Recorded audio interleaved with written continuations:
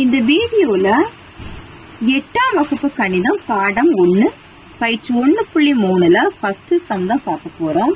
-5/7 மற்றும் 8/9 ஆகிய விகிதமுறு எண்களுக்கு கூட்டல் மற்றும் பெருக்கலுக்கான அடைவு பண்பினை சரி பார்க்கவும். சரியா?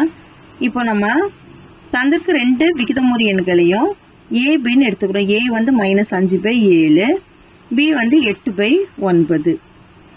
a b எடுத்தாச்சு. இப்போ கூட்டல் அடைவு பண்பு சரி பார்க்க போறோம். கூட்டலுக்கான அடைவு பண்பு.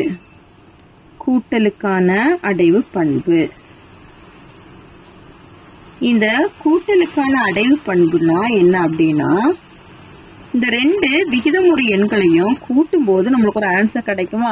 அந்த ஆன்சரும் ஒரு விகிதமுறு எண்ணா இருந்துச்சு அப்படின்னா அது கூட்டலுக்கான அடைவு பண்பு நம்மளுக்கு நிறைவு செய்யுதுன்னு அர்த்தம். சரியா? இப்போ 2 விகிதமுறு எண்களை கூட்டுறோம். a plus b. a மதிப்பு -5/7 பிளஸ் b ஓட மதிப்பு 8/9. இப்போ இதை நம்ம ஒரே பகுதியாட்டு மாத்துறோம். ஒரே பகுதியை மாத்தணும்னா என்ன பண்ணணும்? மீச்சமா கண்டுபிடிக்கணும். 7 9 பெருக்குங்க. 7 9 63.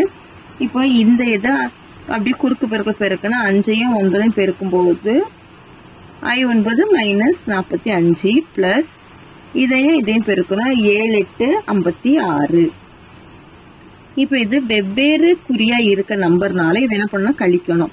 56ல இருந்து 45 கழிக்கும் போது 11/63. இப்போ இதுவும் என்னன்னா ஒரு விகிதமுறு எண்ணு தான். சரியா? இதுவும் என்னன்னா ஒரு விகிதமுறு எண்ணு தான்.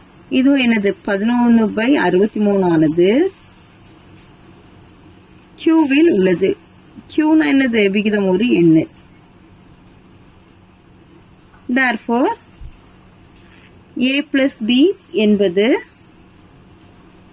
எதுல அமையுது? கியூவில் அமையுது. கியூவில் அமையும். அதாவது a plus b ஓட மதிப்பு என்ன? நமக்கு ஒரு விகிதமுறு எண்ணுனால அந்த விகிதமுறு எண்ணை தான் நம்ம என்னன்னு சொல்லுவோம்? கியூன்னு சொல்லுவோம். அந்த கியூவில் அமைகிறது. சரியா? அவ்வளவுதான் கூட்டலுக்கான அடைவு பண்பு. அடுத்தது பெருக்கலுக்கான அடைவு பண்பு.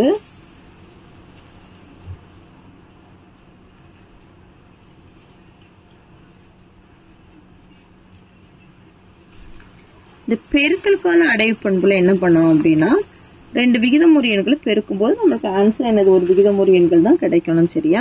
பெருக்கலுக்கான அடைவு பண்புல a × b. a வந்து -5/7 பெருக்கல் b வந்து 8/9.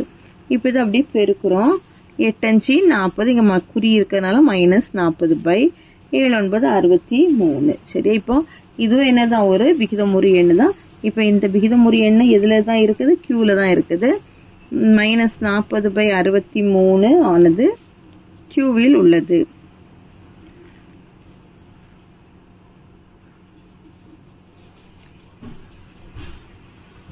இப்போ a cross b எதுல தான் இருக்கும் அப்படின்னா, a cross b என்பது எதுல தான் அமையுது? கியூவில் அமையும். என்பது கியூவில் அமையும்.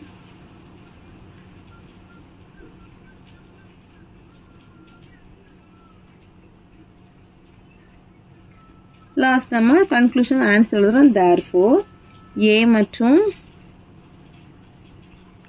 b ஆகியவை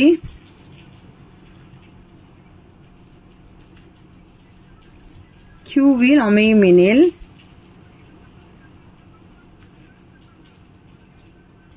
a plus b யும் a into b வந்து எதுல தான் அமையுது? கியூல தான் அமையுது. a plus b மற்றும் a பெருக்கல் b யும் எதுல தான் அமையும்? கியூவில் அமையும். அவ்வளவுதான் இந்த கணக்கு. தேங்க்யூ.